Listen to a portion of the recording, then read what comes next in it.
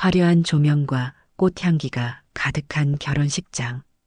그날은 67세 내 인생에서 가장 행복한 날이어야 했습니다. 식모의 딸이 세계적인 도시락 체인 CEO가 되어 외동딸의 결혼식을 최고급 호텔에서 올리는 날이었으니까요. 대표님 축하드립니다. 따님 신랑이 대기업 임원이시라면서요? 하객들의 축하 인사에 저는 겸손하게 고개를 숙이며 웃었습니다. 딸아이는 흰 웨딩드레스 자락을 휘날리며 꽃길을 걸었습니다. 주위에서는 카메라 플래시가 터졌고 제 눈에는 감격의 눈물이 고였습니다. 그때였습니다. 어머, 저기 누구지? 날카로운 하객의 속삭임이 들려왔습니다. 식장 구석, 기둥 뒤에 서 있는 여자. 색바랜 면 셔츠에 구겨진 폴리에스터 치마, 때가 다 누렇게 변한 낡은 운동화까지. 머리는 흰 새치가 그대로 드러난 채 대충 묶어 올린 모습이었습니다. 화려한 명품 원피스와 샤넬백을 든 하객들 사이에서 마치 파출부 아주머니가 잘못 들어온 것처럼 눈에 띄었습니다. 주변 하객들이 그녀를 힐끗거리며 귓속말을 나누는 동안 그녀는 고개를 숙인 채 움츠러들어 있었습니다.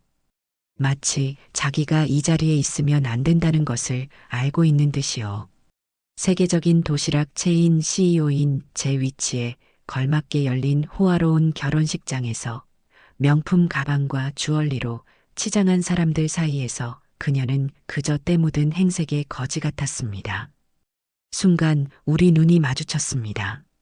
그 찰나 50년 전 기억이 번개처럼 스쳤습니다.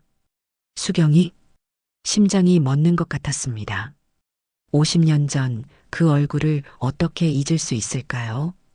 화려한 한옥마루에서 인형놀이를 하던 그 아이, 제 어머니가 일했던 부잣집의 딸이었습니다. 제 어머니가 매일 아침부터 밤까지 청소하고 빨래하고 요리하던 그 집의 귀한 따님이었지요. 국민학교 시절 엄마가 식모살이 하던 그 대저택에 화려했던 수경이가 지금은 이런 초라한 모습으로 제 앞에 서 있었습니다. 세월이 얼마나 흘렀는지 그 화사하던 볼이 주름투성이가 되어 있었지만 그 눈빛만은 분명했습니다. 수경이는 제게 다가와 한마디도 없이 쪽지 하나를 내 손에 꾹 쥐어주었습니다. 손이 심하게 떨리고 있었습니다. 뭔가 말하려는 듯 입을 열었다가 고개를 흔들더니 황급히 뒤돌아 식장을 빠져나갔습니다. 어머님, 사진 찍으셔야 해요. 사회자의 다급한 목소리에 정신이 번쩍 들었습니다. 쪽지를 급히 핸드백에 넣고 단상으로 올라갔습니다. 하지만 내내 가슴이 덜컹거렸습니다. 턱시도를 빼입은 사위가 환하게 웃으며 제게 허리 굽혀 인사할 때도 딸아이가 꽃다발을 안기며 엄마 행복해요라고 속삭일 때도 머릿속은 온통 그 쪽지 생각뿐이었습니다. 신랑 신부는 화려한 리무진을 타고 신혼여행을 떠났습니다. 하객들도 하나둘 자리를 떴습니다. 저는 텅 빈 결혼식장에 혼자 남아 떨리는 손으로 핸드백에서 쪽지를 꺼냈습니다. 연필로 꾹꾹 눌러 쓴 삐뚤빼뚤한 글씨. 그 남자, 제 딸을 속였던 놈입니다. 막지 않으면 또 누군가 울게 됩니다. 그리고 아래 적힌 전화번호. 두 다리에 힘이 쭉 빠졌습니다. 호텔 로비 소파에 털썩 주저앉았습니다. 웨딩홀 천장의 샹들리에 불빛이 어지럽게 돌았습니다. 띠링. 핸드폰에 알림이 떴습니다.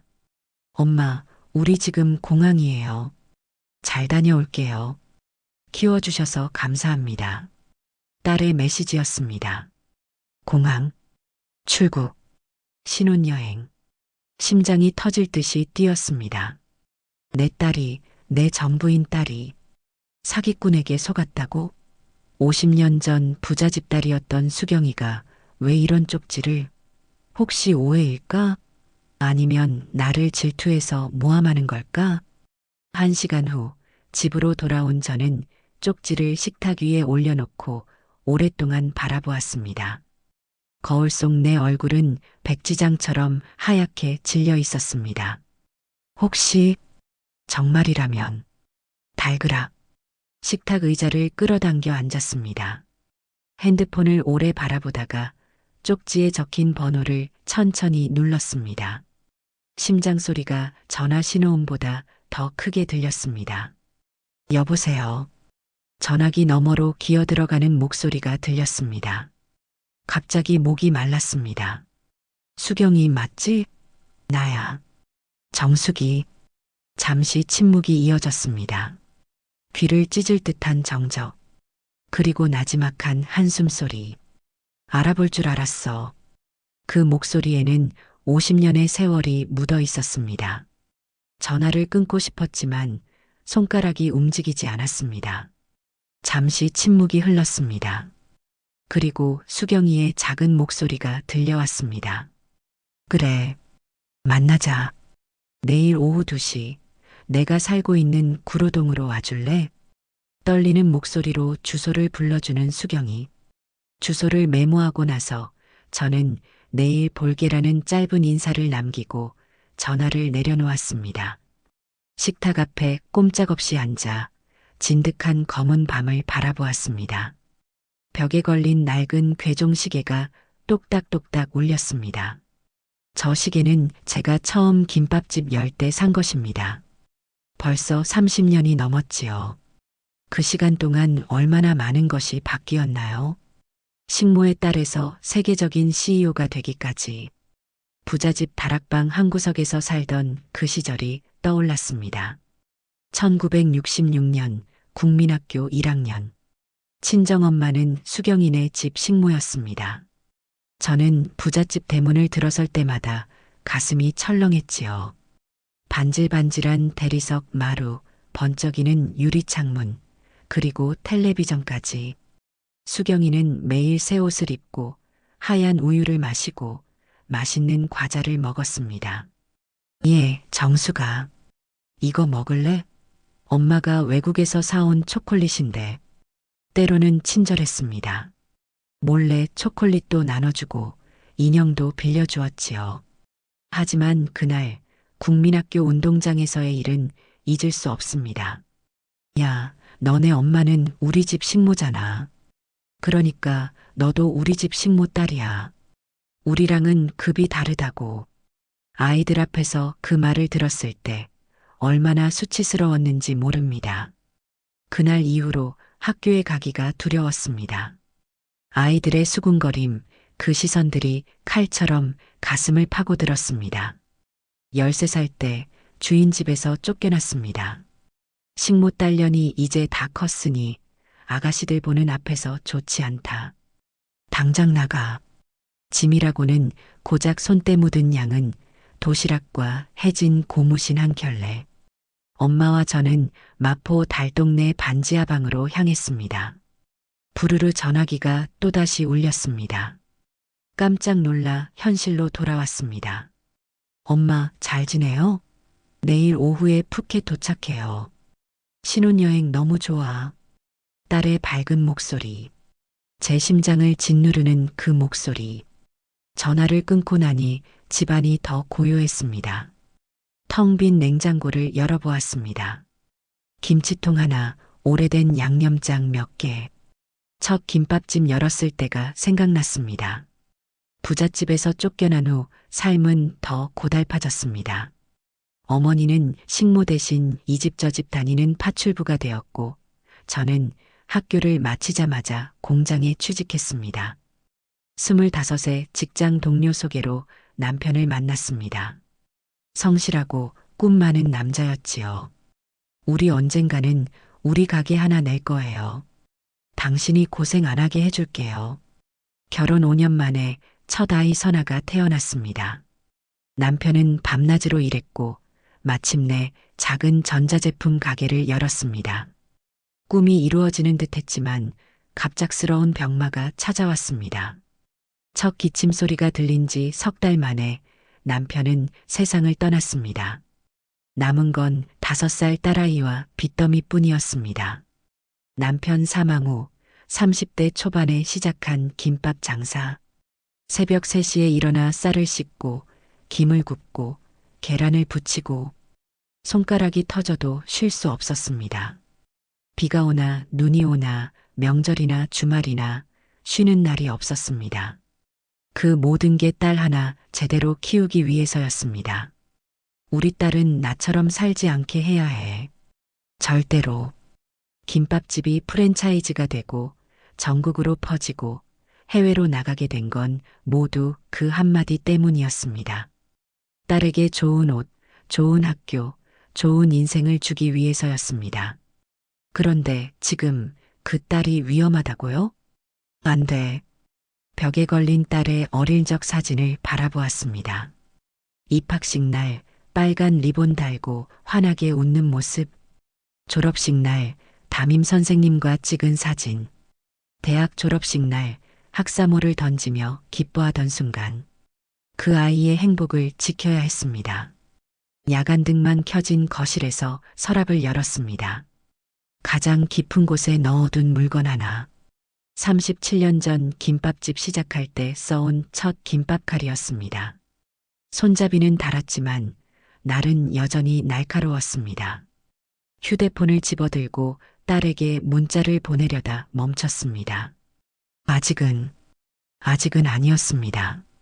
먼저 정말 진짜인지 실수 없이 진실을 확인해야 했습니다. 계속 메모 속의 내용이 허튼 소리라고 믿고 싶었습니다. 시계가 새벽 3시를 가리켰습니다. 김밥을 말던 그 시간이었습니다. 창밖으로 보이는 서울의 불빛들, 높은 빌딩, 화려한 네온 사인. 제가 읽어온 세상이었습니다.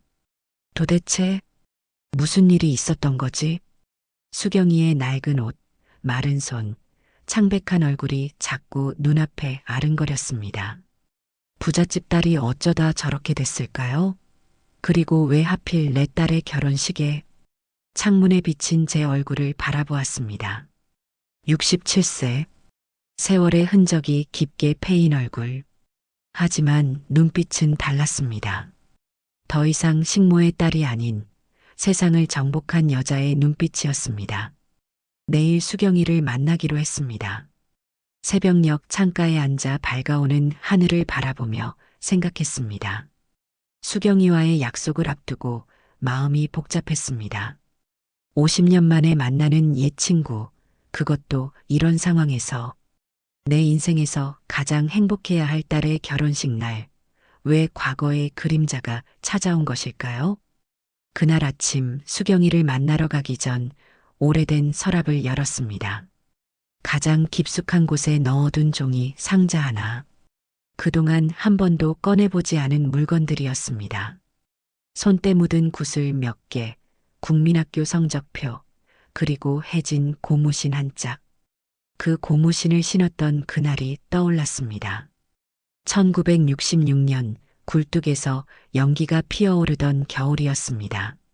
정수가 오늘은 고무신 잘 벗어놓고 들어와. 오늘 아가씨네 아버지 생일잔치라 손님 많을 거야. 엄마의 목소리에 고개를 끄덕였습니다. 고무신을 대문 밖에 가지런히 벗어놓고 부엌으로 들어갔습니다. 부엌에서는 고기를 굽는 냄새, 과일을 자르는 소리, 그릇 부딪히는 소리가 가득했습니다. 예, 이거 좀 갖다 드려라. 수경이 어머니가 건넨 과일 접시. 수줍은 걸음으로 안방으로 향했습니다.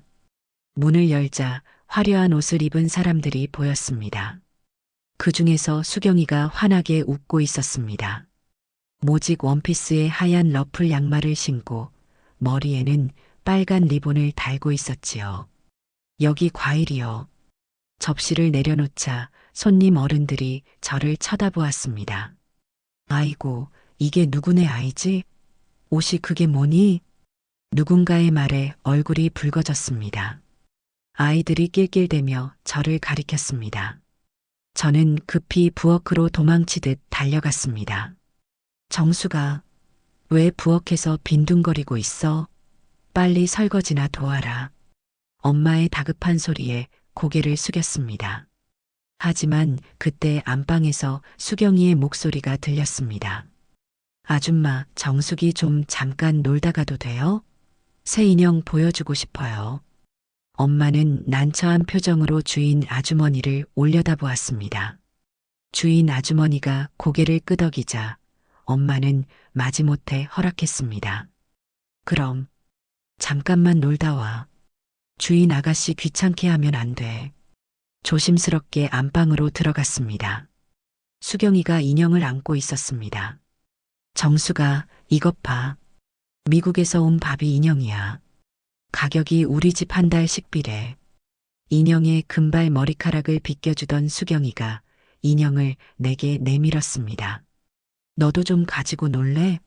근데 망가뜨리면 안 돼. 이거 비싼 거니까. 처음으로 그렇게 화려한 인형을 만져보았습니다. 부드러운 머리카락, 예쁜 원피스, 하이힐까지 신은 발. 와, 예뻐. 그때였습니다. 수경이의 사촌 언니가 큰 소리로 말했습니다.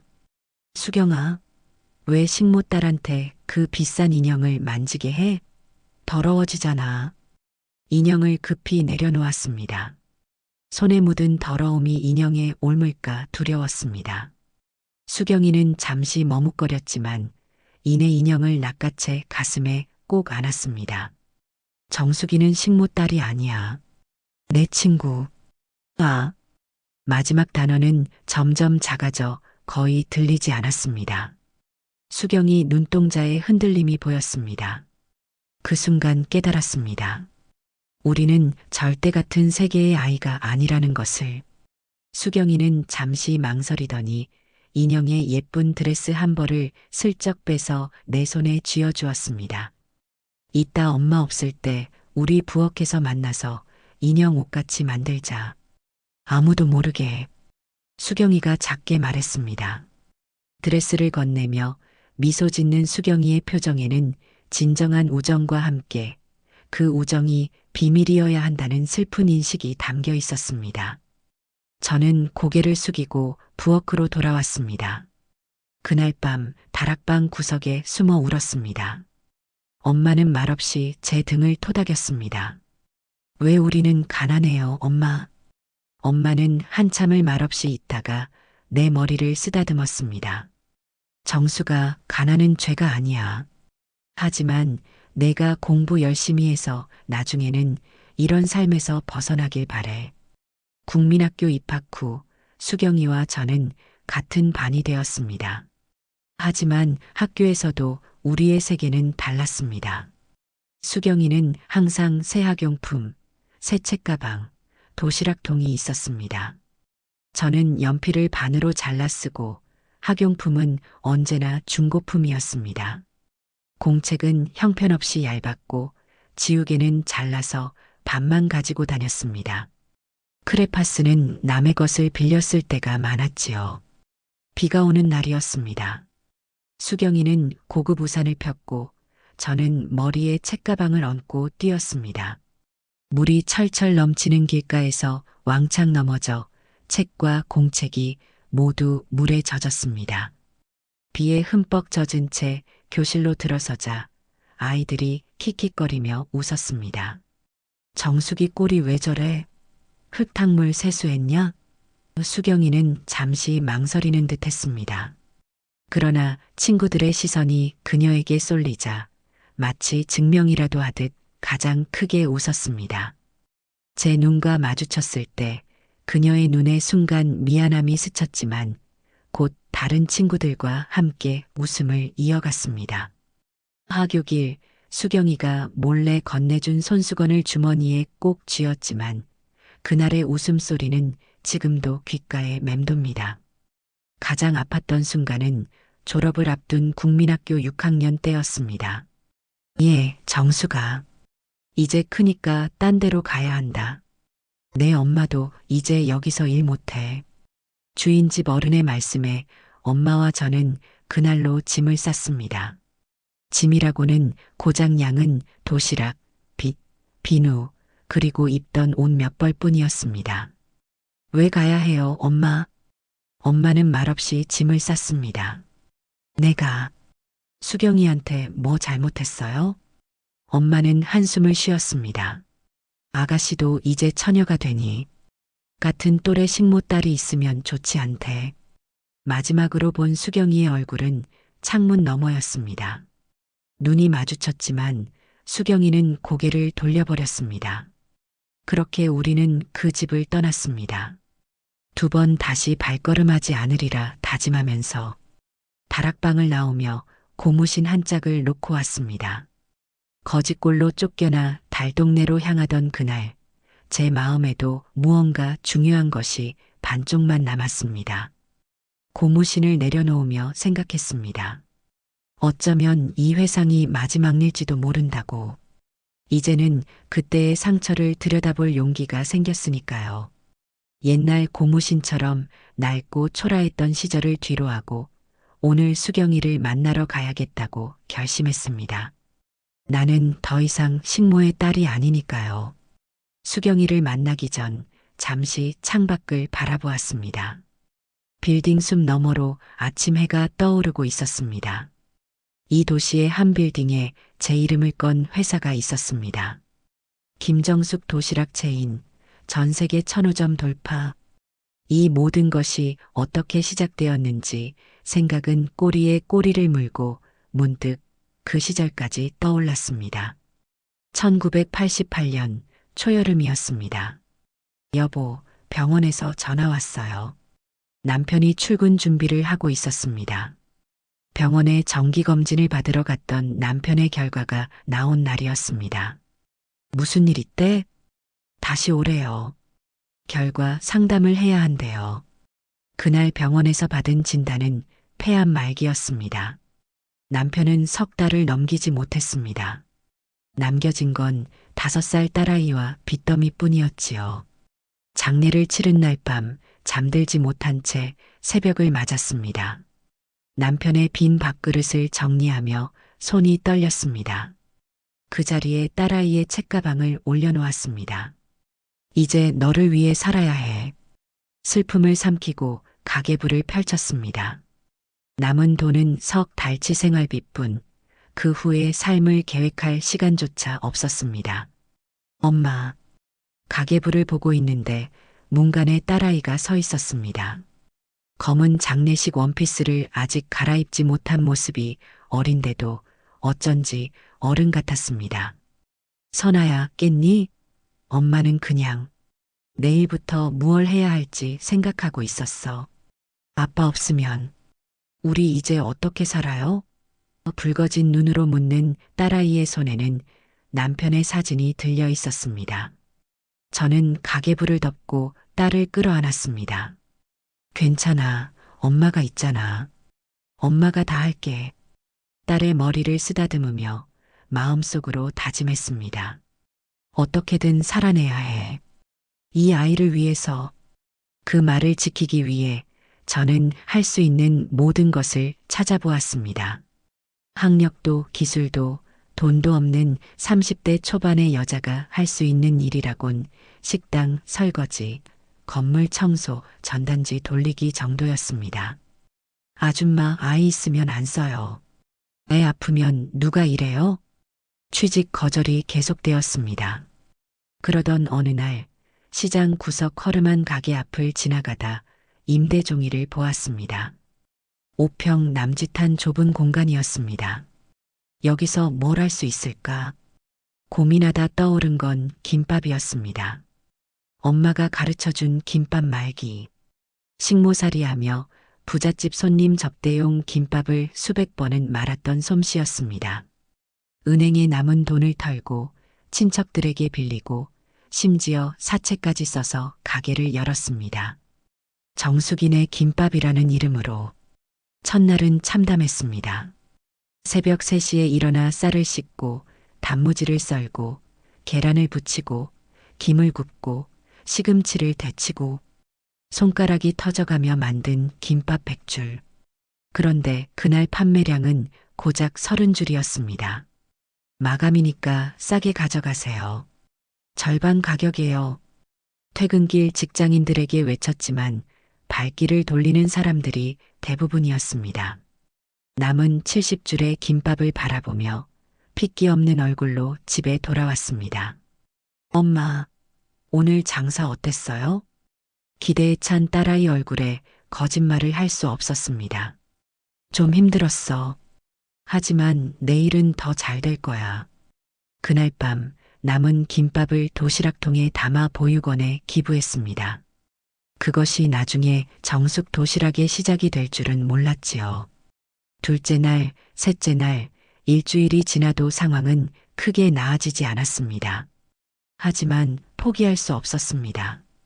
매일 새벽 쌀을 정성껏 씻고 적당히 불려 밥맛을 살리는 정성, 고르고 고른 진짜 참기름의 향, 딱 알맞게 익힌 밥의 촉촉함. 아줌마, 여기 김밥 정말 맛있네. 내일도 와야겠어. 한 달쯤 지났을 때 첫 단골 손님이 생겼습니다. 그 손님이 입소문을 내주었는지 조금씩 손님이 늘어났습니다. 어느 날 비가 쏟아지던 오후였습니다. 어머, 정숙 씨. 이 김밥을 도시락으로도 팔면 안 될까요? 애들 학교 소풍 갈 때 싸주고 싶어서요. 주부 손님의 한마디가 힌트가 되었습니다. 다음 날부터 도시락 포장 판매를 시작했습니다. 바쁜 직장인들, 학교 단체 주문, 근처 회사의 회의용 도시락까지 1년 만에 가게는 늘 문전성시를 이루었습니다. 엄마, 이번에 중간고사 전교 1등 했어. 감사하게도 선아는 공부도 잘했습니다. 책상에 앉아 공부하는 딸을 보며 더 큰 꿈을 꾸기 시작했습니다. 3년 뒤 정숙이네 김밥은 동네에서 가장 잘 나가는 가게가 되었습니다. 5평 가게는 15평으로 확장했고 직원도 3명이나 두게 되었습니다. 우리 딸은 나처럼 살지 않게 해야 해. 절대로. 이 한 문장이 제 모든 결정의 기준이 되었습니다. 김밥 가게가 조금씩 자리 잡자 저는 더 큰 도전을 준비했습니다. 밤마다 지역 상공회의소 여성 창업 교실에 다니며 경영을 배웠습니다. 처음엔 무슨 말인지도 모르겠고 발표만 해도 얼굴이 붉어졌지만 한 단계씩 성장했습니다. 정숙 씨는 왜 이렇게 열심히 하세요? 라는 질문에 저는 항상 같은 대답을 했습니다. 제 딸에게 꿈을 물려주고 싶어서요.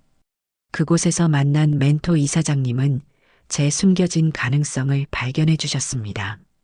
정숙 씨, 당신의 김밥에는 스토리가 있어요. 식모의 딸에서 사장이 된 당신의 이야기를 사람들은 응원할 겁니다. 그 조언대로 식모의 딸, 정직한 맛을 짓다라는 브랜드 스토리를 만들었고 맛과 정성에는 절대 타협하지 않았습니다. 재료는 최고급만 사용했고 김밥을 싸는 방법도 표준화했습니다. 그러던 어느 날 지역 상공회의소에서 추천한 양복을 빼입은 남자가 찾아왔습니다.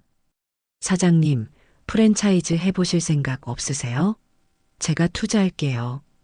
처음엔 망설였습니다. 남의 손에 제 가게 이름을 맡긴다는 것이 두려웠습니다. 하지만 딸아이는 이제 고등학생. 대학 등록금을 생각하면 더 큰 도약이 필요했습니다. 해볼게요. 하지만 한 가지 조건이 있어요. 뭔가요?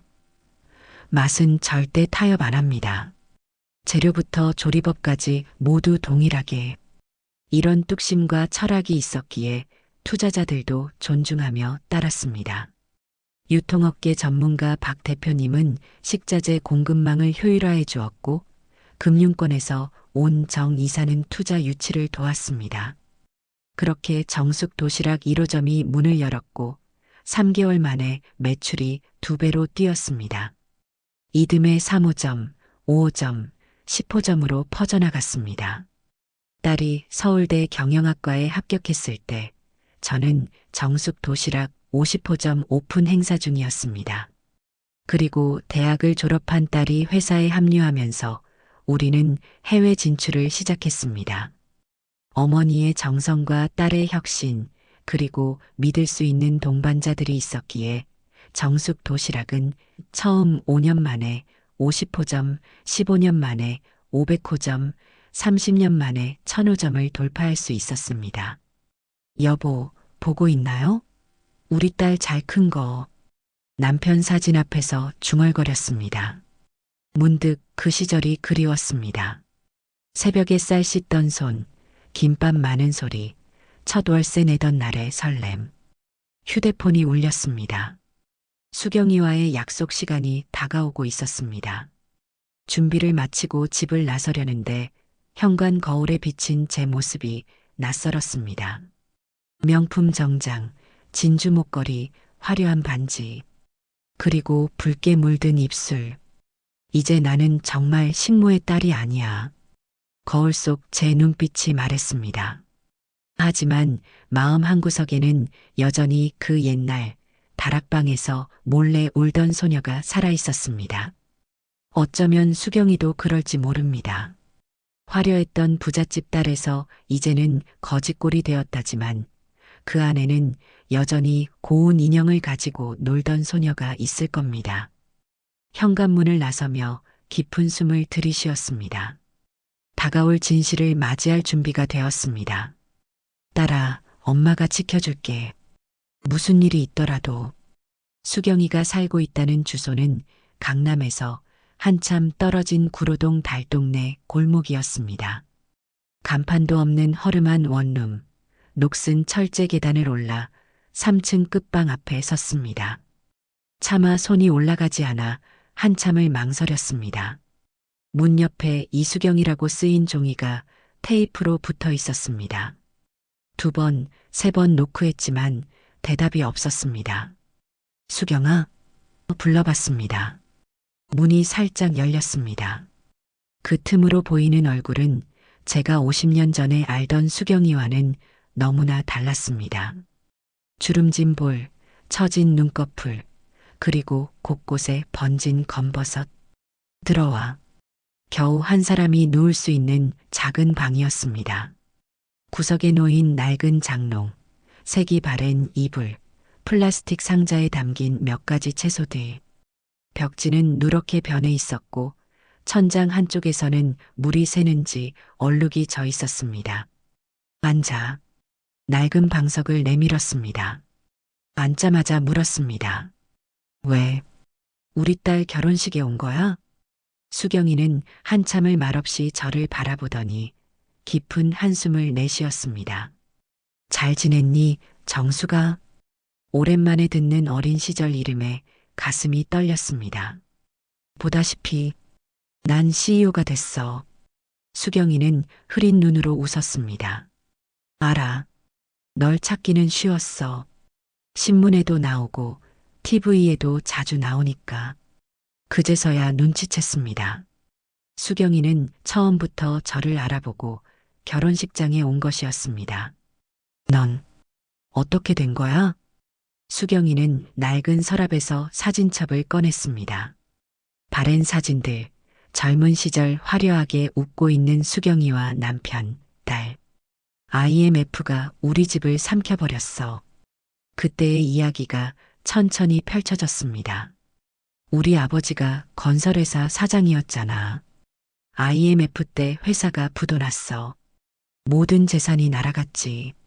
급한 대로 남편 사업으로 버텼는데 그마저도 망했어. 빚쟁이들이 우리 집 가구까지 다 가져갔어. 수경이의 목소리는 담담했지만 손은 떨리고 있었습니다. 그런데 그게 다가 아니었어. 수경이는 가방에서 다른 사진 한 장을 꺼내 제게 내밀었습니다. 웨딩드레스를 입은 젊은 여성과 양복 입은 남자. 우리 딸, 은주야. 사진 속 남자를 보자마자 심장이 내려앉았습니다. 바로 제 딸의 신랑이었습니다. 그 사람이? 수경이는 고개를 끄덕였습니다. 정확히 3년 전이야. 우리 은주가 그 사람 만나서 결혼한다고 했어. 하지만 결혼식 2달 전 은주 통장에 있던 돈을 모두 빼가더니 잠적했어. 목소리가 떨렸습니다. 사기꾼이었어. 결혼을 빙자해서 여자들에게 접근해 돈을 뜯어내는. 손으로 얼굴을 가렸습니다. 그 일로 은주는 우울증에 시달렸어. 그러다 자살했어. 방안이 조용해졌습니다. 수경이의 어깨가 작게 흔들렸습니다. 아무 말도 할 수 없었습니다. 그 사람은 사라졌어. 경찰에 신고했지만 잡히지 않았지. 그런데 한 달 전 우연히 지하철에서 그 사람을 봤어. 뒤를 밟았더니 수경이는 또 다른 사진을 꺼냈습니다. 그 남자와 제 딸이 찍힌 약혼식 사진이었습니다. 내 딸과 결혼한다는 것을 알게 됐어. 심장이 터질 것 같았습니다. 처음엔 정말 어떻게 해야 할지 몰랐어. 피가 거꾸로 솟더라고. 내 딸이 우리 은주처럼 되면. 수경이의 눈에 눈물이 고였습니다. 그래서 그냥 결혼식장에 갔어. 남들 다 보는 앞에서 소리라도 지르려고. 하지만 수경이는 잠시 말을 멈추고 저를 바라보았습니다. 널 보는 순간 모든 게 달라졌어. 50년 전 우리 집 부엌에서 설거지하던 그 아이가 이제는 세계적인 CEO가 되어 있는 모습을 직접 보니 그 결혼식장에서 소리칠 수 없었어. 수경이의 꼿꼿했던 어깨가 무너졌습니다. 한순간에 부끄러워졌어. 내가 얼마나 교만했는지, 그리고 지금은 얼마나 초라한지. 저는 수경이의 손을 꼭 잡았습니다. 놀랍게도 그 손은 제 손보다 더 거칠었습니다. 그래서 소리 지르는 대신 쪽지를 썼어. 내가 어떻게 할지는 모르겠지만 적어도 알아야 한다고 생각했어. 수경이는 서랍에서 두꺼운 봉투를 꺼냈습니다. 이건 그 사람의 증거야. 사기 전과 기록, 다른 피해자들 진술, 딸 은주의 통장 내역, 경찰에 제출했던 것들 사본이야. 봉투를 제게 내밀었습니다. 수경이는 방 한쪽에 걸린 작은 유니폼 가운을 가리켰습니다. 딸 따라서 하늘나라 가고 싶다는 생각이 하루에도 수천 번이 들었지만 그놈 찾아서 딸 원하는 풀어줘야지 생각하고 살고 있어. 나는 지금 남의 집 파출부로 살고 있어. 하루 네 곳의 집을 돌아다니며 청소해. 그래도 월세는 겨우 낼 수 있으니 다행이야. 한때 피아노 치던 그 고운 손이 이제는 남의 집 청소를 하고 있다니. 수경아, 말을 잇지 못했습니다. 수경이는 흐려진 눈을 닦으며 웃었습니다. 우리 어릴 때 생각나? 내가 너한테 인형 안 준다고, 넌 우리랑 급이 다르다고 했던 거. 저도 모르게 눈물이 흘렀습니다. 근데 이제 보니 세상은 참 아이러니하지. 식모딸이 CEO가 되고 부잣집 딸이 파출부가 되다니. 수경이의 슬픈 웃음이 마음을 파고들었습니다. 미안해, 정수가. 어린 시절 내게 그렇게 대해서. 저는 고개를 저었습니다. 고마워, 수경아. 이렇게 우리 딸을 구해줘서. 두 사람은 오랫동안 말없이 앉아 있었습니다. 50년이라는 세월이 우리 사이에 놓여 있었지만 이 순간만큼은 국민학교 운동장에서 만난 두 소녀 같았습니다. 밖으로 나오면서 수경이가 마지막으로 한 말이 가슴에 박혔습니다. 정수가 제발 내 딸은 구해줘. 우리 은주처럼 되지 않게. 차에 오르자마자 봉투를 열었습니다. 거기엔 충격적인 내용들이 가득했습니다. 사기 결혼에 전과 오범, 수억 원의 사기 피해, 여러 여성들의 진술. 손이 떨려왔습니다. 핸드폰을 집어들었습니다. 여보세요, 변호사님? 급한 일이 있어요. 지금 바로 만날 수 있을까요? 그리고 딸에게 문자를 보냈습니다. 선아야, 신혼여행 어때? 엄마가 너무 보고 싶구나. 돌아오면 꼭 엄마 집으로 와줄래? 중요한 이야기가 있어. 핸들을 꽉 잡았습니다. 이제 딸을 구할 시간입니다. 신혼여행에서 돌아온 딸 부부가 제 집에 오기로 한 날이었습니다. 아침부터 딸이 좋아하는 된장찌개와 각종 반찬을 정성껏 준비했습니다. 손이 떨려 칼질하다 손가락을 베기도 했지만 멈출 수 없었습니다. 부지런히 손을 움직이지 않으면 정신이 나갈 것만 같았습니다. 거실 탁자 위에는 수경이가 준 증거 서류들과 변호사가 정리한 자료들이 가지런히 놓여 있었습니다. 그 옆에는 경찰에 제출할 고소장도 준비되어 있었습니다. 딩동. 초인종 소리에 심장이 쿵 내려앉았습니다. 현관문을 열자 선아와 사위가 환한 미소를 지으며 서 있었습니다. 엄마, 너무 보고 싶었어요. 딸이 달려와 안겼습니다. 따스한 체온이 전해졌습니다. 그 뒤로 사위가 공손히 고개를 숙였습니다. 어머님, 안녕하세요. 신혼여행 선물 감사합니다. 저는 억지로 웃음을 지었습니다. 사위의 얼굴을 바라보니 수경이의 딸 은주가 떠올랐습니다. 어서 들어오렴. 식탁에 앉아 밥을 먹는 내내 딸은 신혼여행 이야기로 시간을 채웠습니다.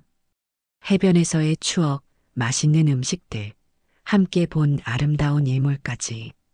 그 얼굴에서 행복이 넘쳐 흘렀습니다. 엄마, 왜 그렇게 말이 없어요? 안색도 안 좋아 보이는데. 저는 밥그릇을 내려놓았습니다. 선아야, 식사 후에 이야기하자. 중요한 얘기가 있어. 식사를 마치고 거실로 자리를 옮겼습니다. 딸과 사위는 나란히 소파에 앉았고 저는 맞은편에 앉았습니다. 선아야, 엄마가 지금부터 하는 말을 끝까지 들어줄래? 딸이 고개를 끄덕였습니다. 저는 깊은 숨을 들이쉬고 이야기를 시작했습니다. 결혼식 날 한 여자분이 찾아왔었어. 사위의 표정이 미세하게 굳어지는 것을 놓치지 않았습니다. 그분이 내게 준 것이 있어. 수경이가 준 봉투를 테이블 위에 올려놓았습니다. 이게 뭐예요, 엄마? 딸이 봉투를 집어들었습니다. 사위의 얼굴이 하얗게 변했습니다. 석주 씨, 당신은 이 안에 뭐가 들었는지 알고 있죠? 사위는 말없이 자리에서 일어섰습니다. 제가 지금 화장실 좀. 앉으세요. 제 목소리가 차갑게 울렸습니다. 평생 써본 적 없는 분노에 찬 목소리였습니다. 선아야, 열어봐. 딸이 봉투를 열고 서류들을 꺼냈습니다. 첫 장부터 사위의 전과 기록이었습니다. 그 다음은 피해자 진술서, 은행 기록, 공소장 사본. 이게 뭐예요? 딸의 손이 떨리기 시작했습니다. 당신, 이게 다 무슨 말이에요? 사위의 얼굴색이 창백해졌습니다. 어머님, 이건 오해입니다. 제가 설명할게요. 저는 마지막 서류를 꺼냈습니다. 수경이의 딸 은주의 사진과 사망 증명서였습니다. 이 여자는 석주 씨가 3년 전에 결혼하겠다고 속였던 여자야. 돈을 모두 가로채고 도망쳤지. 결국 이 여자는 말을 잇지 못했습니다. 자살했어. 딸이 서류를 모두 내려놓았습니다. 손이 심하게 떨리고 있었습니다. 이 여자의 어머니가 결혼식에 찾아온 거예요? 방안이 무거운 침묵에 잠겼습니다. 시계 초침 소리만이 또박또박 들렸습니다. 석주 씨, 진실을 말해주세요. 사위는 마지막 발버둥을 쳤습니다. 선아야, 이건 다 날조된 거야. 누군가 우리를 이간질하려는. 거짓말 그만해. 제 목소리가 높아졌습니다. 경찰서에 확인했어. 이 모든 자료가 진짜라고. 너는 지금까지 5명의 여성에게 같은 수법으로 접근했어. 그중 한 명은 목숨을 끊었고 사위는 입을 꾹 다물었습니다. 그러다 갑자기 어깨를 으쓱하며 비웃듯 웃었습니다. 왜 하필 우리 딸이었어? 세상에 여자가 그렇게 많은데. 떨리는 목소리로 물었습니다. 주먹이 저절로 쥐어졌습니다. 쉽게 안 넘어가더라고요. 그래서 더 재미있었죠. 사위의 차가운 대답에 온몸에 소름이 돋았습니다. 그의 눈에는 일말의 양심조차 보이지 않았습니다. 게다가 정숙 도시락 CEO 딸이라니. 큰 물고기를 낚은 거죠. 조금만 더 버텼으면. 그가 혀를 차며 말했습니다. 얼마나 더 필요했는데? 회사 지분이요. 정숙 도시락에 지분만 있으면 평생 놀고 먹을 수 있으니까. 그거면 충분했어요. 아, 이제 와서 들켰네. 진짜 아깝다. 거의 다 왔는데. 방안이 얼어붙었습니다. 딸의 눈에서 눈물이 마구 쏟아졌습니다. 그럼 내 마음은 뭐였어요? 딸이 목소리를 높였습니다. 그런 거 있잖아요. 사냥감? 사위가 어깨를 으쓱하며 대답했습니다. 이 자식? 딸이 갑자기 탁자 위에 있던 물컵을 집어 사위에게 내던졌습니다. 물이 사위의 얼굴과 셔츠를 적셨습니다. 당신이 어떻게 해? 내가 당신을 얼마나 사랑했는데. 딸은 오열하며 물건들을 집어던지기 시작했습니다. 화분, 쿠션, 심지어 결혼식 사진액자까지. 야, 진정해. 비즈니스였다고, 비즈니스. 돈 때문이라고. 사위가 소리쳤지만 딸은 멈추지 않았습니다. 저는 천천히 일어섰습니다. 분노가 올라왔지만 차갑게 가라앉혔습니다. 평생 쌓아온 저의 모든 인생이 이 순간을 위한 것이었던 것 같았습니다. 내가 이 나이 될 때까지 얼마나 힘들게 살았는지 알아? 제 목소리는 낮았지만 강했습니다. 방안이 순식간에 조용해졌습니다. 식모의 딸에서 시작해서 야채 다듬다 손가락 터지던 날들, 밤새 김밥 마느라 잠 못 이루던 시간들, 비가 오나 눈이 오나 새벽 3시에 일어나 딸 도시락부터 챙기던 그 모든 세월. 딸이 울음을 멈추고 저를 바라보았습니다.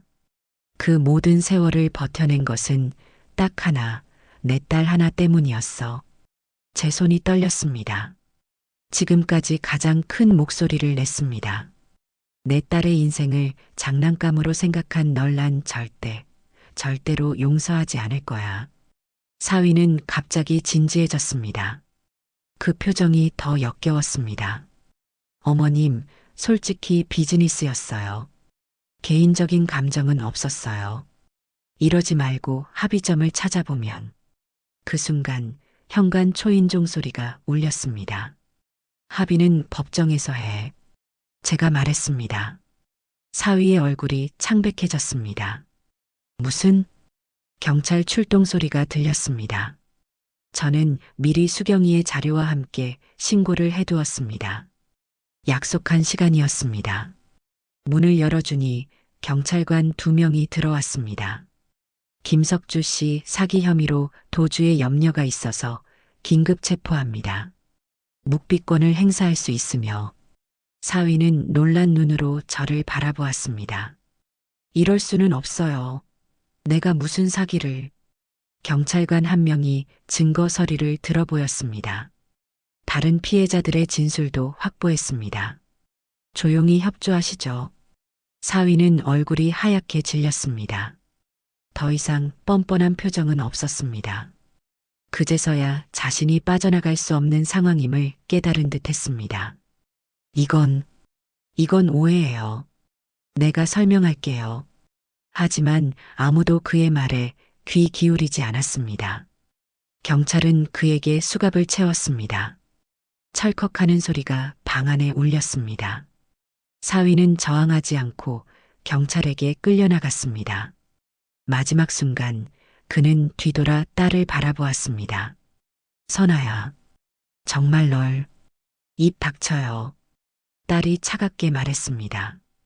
얼룩진 눈으로 서 있던 그녀의 얼굴에서 더 이상 눈물은 보이지 않았습니다. 그 대신 강철 같은 의지가 보였습니다.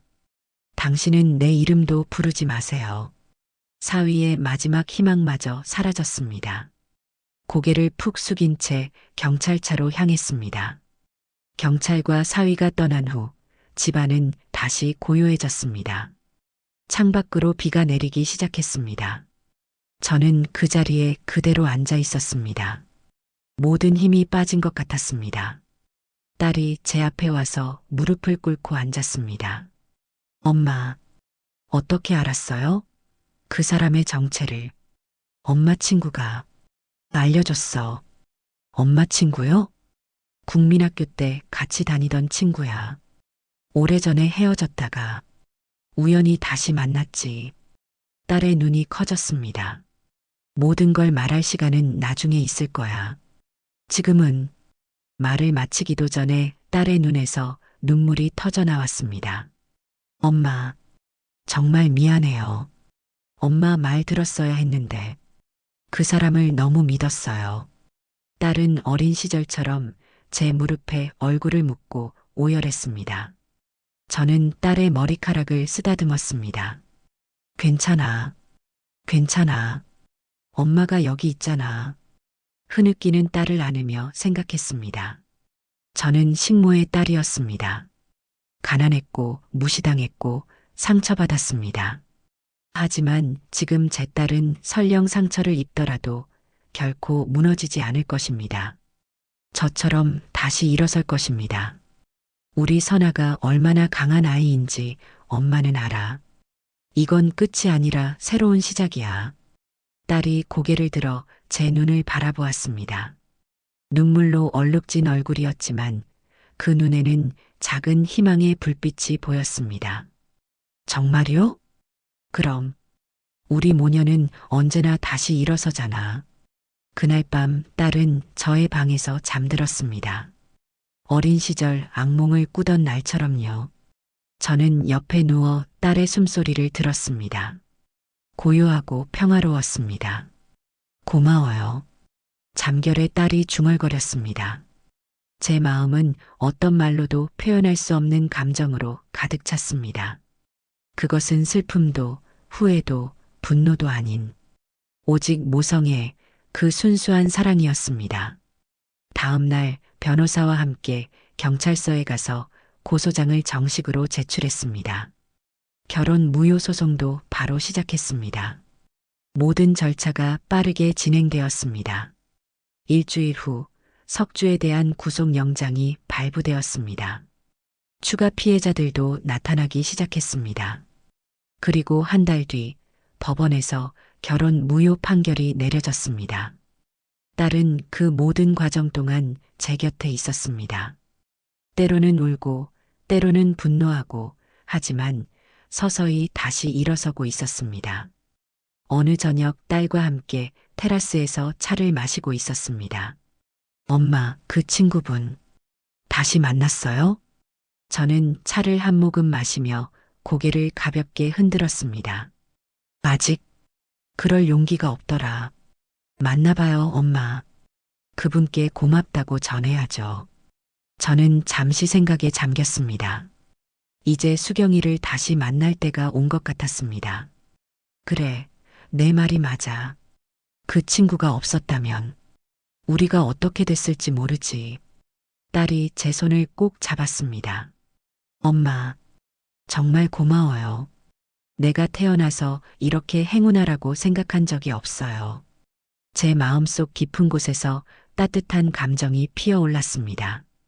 그 옛날 수경이가 저를 식모의 딸이라고 놀렸던 그 아픔도 어머니와 함께 쫓겨났던 그 서러움도 이 순간만큼은 모두 녹아내리는 것 같았습니다. 딸의 얼굴을 바라보았습니다. 그 눈빛에서 새로운 시작을 보았습니다. 자, 이제 무슨 선물을 준비할까? 선물이요? 그래, 수경이. 아니, 내 친구에게 줄 선물. 결혼 사기 사건이 있은 후 2달이 지났습니다. 딸은 상처에서 조금씩 회복되어 다시 회사로 복귀했고 사위. 아니, 그 사기꾼은 구속 기소되어 재판을 앞두고 있었습니다. 어느 아침 저와 딸은 평소보다 여유롭게 아침 식사를 하고 있었습니다. 엄마, 1001호점 오픈 계획은 어떻게 됐어요? 그동안 일이 많아서 진행이 안 됐잖아요. 도시락 체인 1005점 돌파 기념으로 특별한 1001호점을 내려던 계획이었습니다. 하지만 그동안 벌어진 일로 미뤄두었죠. 요즘에야 생각할 여유가 생겼네. 어떤 콘셉트로 할지 고민 중이야. 이제 슬슬 시작해야 하지 않을까? 다들 기다리고 있어요. 특별한 의미를 담은 매장이면 좋을 것 같아요. 출근 준비를 마치고 거울 앞에서 머리를 매만지던 딸이 문득 저를 바라보았습니다. 이번 주말에 수경 이모님께 찾아가 보는 건 어때요? 지난번에 말씀드렸던 것처럼요. 이전에 나눴던 대화가 떠올랐습니다. 딸과 함께 테라스에서 차를 마시며 수경이 얘기를 했었지요. 그때 만나봐요, 엄마. 그분께 고맙다고 전해야죠. 라고 했던 딸의 말이 아직도 귓가에 맴돌았습니다. 그날 오후 회사 일을 마치고 수경이가 살던 구로동 원룸으로 향했습니다. 하지만 그곳에는 더 이상 수경이가 없었습니다. 혹시 이수경 씨 어디 계신지 아세요? 옆방 노인에게 물었습니다. 아, 그 파출부 아줌마. 병원에 실려갔다고 들었어. 길에서 쓰러졌대. 심장이 내려앉았습니다. 어느 병원인지 아세요? 구로 성심병원이라는 답을 듣고 바로 차를 돌렸습니다. 병원 응급실에 도착해 수경이를 찾았지만 이미 일반 병실로 옮겨진 후였습니다. 512호실. 문을 조심스레 열었습니다. 창가 침대에 수경이가 누워 있었습니다. 창백한 얼굴, 더 깊어진 주름, 팔에 꽂힌 링거, 눈을 감고 있는 모습이 너무 약해 보였습니다. 수경아. 수경이의 눈이 서서히 떠졌습니다. 저를 보자 놀란 듯 몸을 일으키려 했지만 힘이 없어 보였습니다.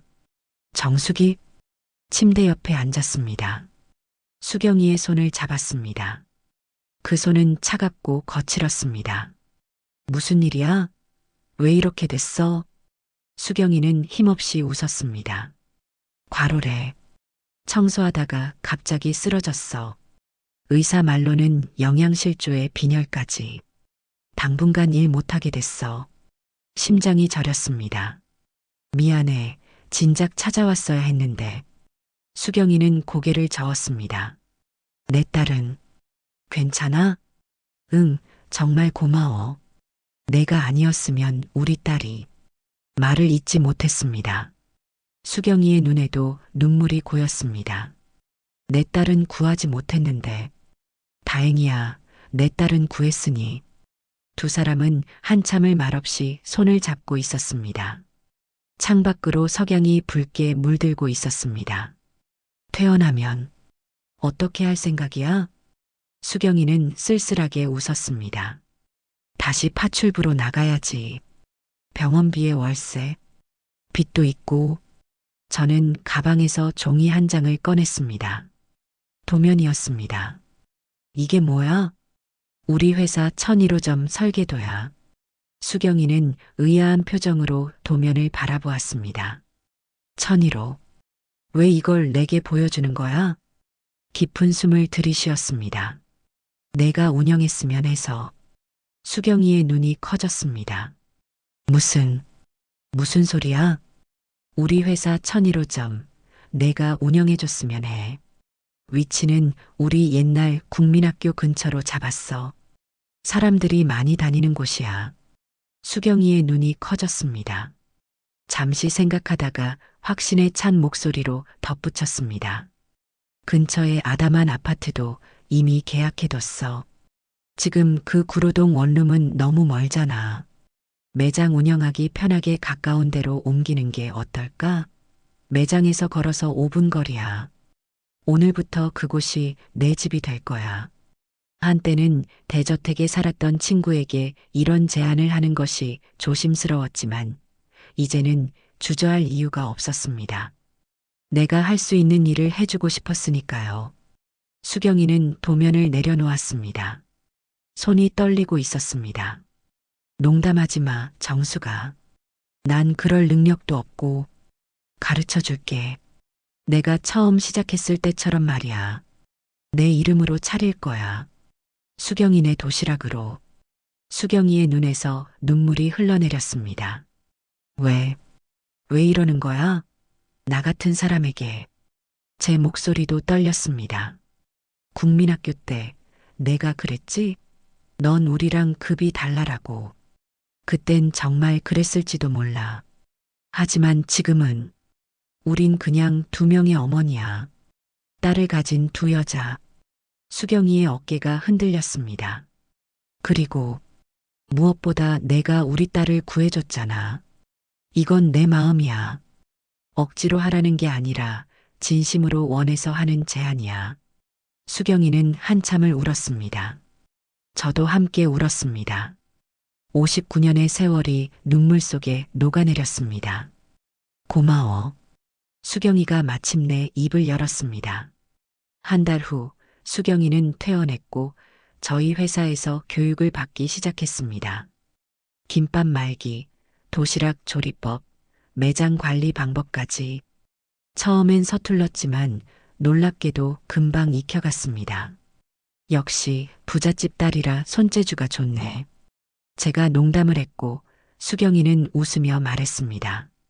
식모딸이 더 손재주가 좋은데? 두 사람은 깔깔 웃었습니다.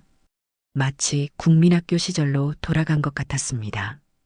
그렇게 한 달이 지나고 수경이네 도시락 1001호점 오픈 날이 왔습니다. 아침 일찍부터 가게 앞은 사람들로 붐볐습니다. 회사 직원들, 지역 주민들, 그리고 제 딸 선아까지. 테이프 커팅식을 앞두고 저와 수경이는 가게 안에서 마지막 점검을 하고 있었습니다. 떨려? 수경이의 손을 잡았습니다. 그 손에서 더 이상 떨림이 느껴지지 않았습니다. 아니, 이상하게 편안해. 수경이는 앞치마를 매만지며 웃었습니다. 그 모습에서 어린 시절 수경이의 환한 미소가 보였습니다. 이 가게 이름 내가 직접 썼어. 간판을 가리켰습니다. 수경이네 도시락. 정숙 도시락 1001호점이라고 쓰여 있었고 그 아래 작은 글씨로 끝내 부서지지 않은 우정이라고 적혀 있었습니다. 수경이의 눈이 다시 붉어졌습니다. 국민학교 때 기억나? 운동장에서 내가 내 도시락 뚜껑 열어서 훔쳐 먹었잖아. 기억해. 내가 귤 반쪽을 도시락 안에 넣어줬지. 이제는 같이 도시락을 만드는구나, 우리. 손을 꼭 잡았습니다. 창밖에서는 테이프 커팅을 기다리는 사람들의 웅성거림이 들렸습니다. 자, 나가볼까? 가게 문을 열고 나서는 순간 딸이 달려와 두 사람을 안았습니다. 엄마, 수경 이모. 수경이는 놀란 얼굴로 저를 바라보았습니다. 저는 미소로 답했습니다. 우리 딸이 수경 이모라고 부르고 싶대. 난 좋다고 했지. 수경이의 눈에서 행복한 눈물이 흘렀습니다. 테이프 커팅식이 끝나고 첫 손님들이 들어오기 시작했습니다.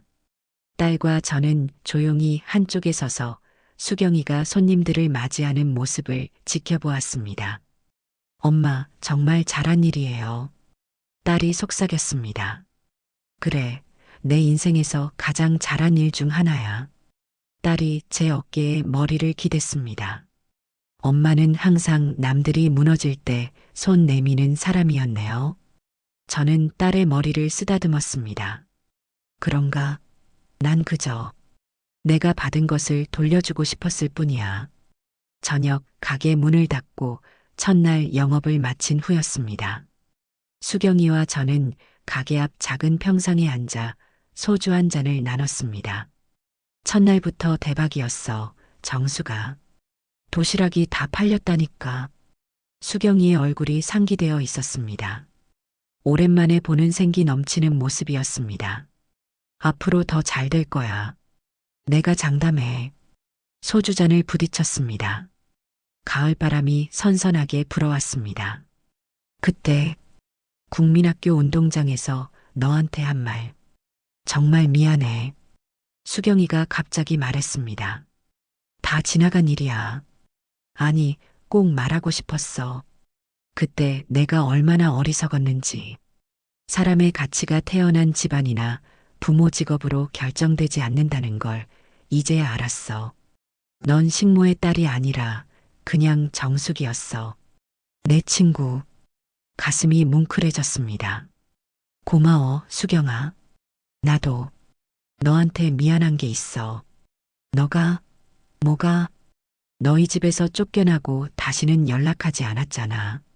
어쩌면 그때 내가 먼저 손을 내밀었더라면 우리 둘 다 이렇게 외롭게 살지 않았을지도 몰라. 수경이는 웃었습니다. 우린 참 바보였구나. 그래, 반세기 늦은 우정이지만 이제라도 다행이야. 수경이가 제 손을 꼭 잡았습니다. 정수가 내 인생의 가장 어두운 시간에 내가 다시 나타나줘서 고마워. 별이 뜨기 시작한 하늘을 올려다보았습니다. 우리 이제 매일 만날 수 있겠네. 이렇게 술자리도 할 수 있겠어. 두 사람은 깔깔 웃었습니다. 그날 밤 집으로 돌아오는 길에 문득 어머니 생각이 났습니다. 식모살이하며 저를 키우시던 어머니. 만약 어머니가 이 모습을 보신다면 얼마나 기뻐하실까요? 엄마, 저 이제 정말 행복해요. 딸도 지켰고 오래된 친구도 다시 만났어요. 마음속으로 중얼거렸습니다. 창밖으로 서울의 밤 풍경이 지나갔습니다. 저 불빛 속 어딘가에 수경이네 도시락 1001호점이 있습니다. 그곳에서 시작된 새로운 인생, 새로운 우정이 빛나고 있습니다. 국민학교 운동장에서 마주보고 서 있던 두 소녀가 반세기를 돌고 돌아 다시 손을 잡은 이야기. 끝내 부서지지 않은 우정 이야기입니다. 오늘 이야기가 마음에 드셨다면 좋아요와 구독, 알람 설정 잊지 마세요. 여러분의 따뜻한 댓글 하나가 정말 큰 힘이 됩니다.